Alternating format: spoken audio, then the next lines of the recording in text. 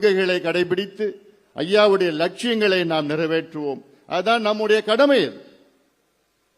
கட்சி 38 ஆண்டுகளாக செயல்பட்டு வருகிறது. அது சாதாரண செயல் கிடையாது. நம்முடைய சங்கம் கிட்டத்தட்ட 46 ஆண்டு காலமாக இருக்கிறது.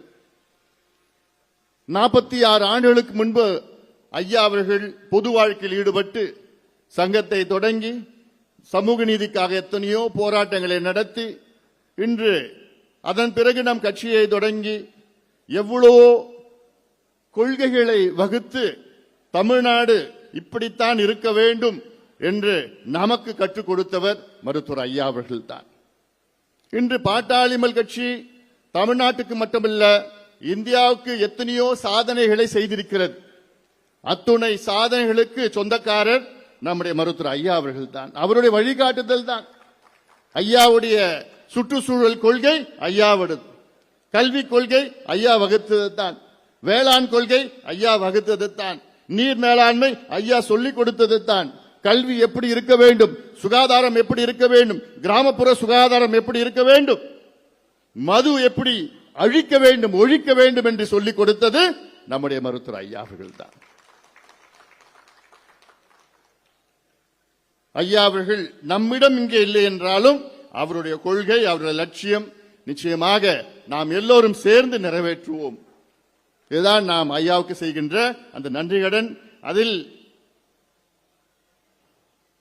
எனக்கு மட்டுமில்ல, எனக்கு முன்பு பேசிய அத்துணை தலைவர்களும் சொன்ன கருத்துத்தான். ஐயா அவர்கள் வாழ்கின்ற காலத்திலே பாட்டாளி மக்கள் கட்சி தமிழ்நாட்டை ஆள வேண்டும். இது நிச்சயமாக நடக்கும்.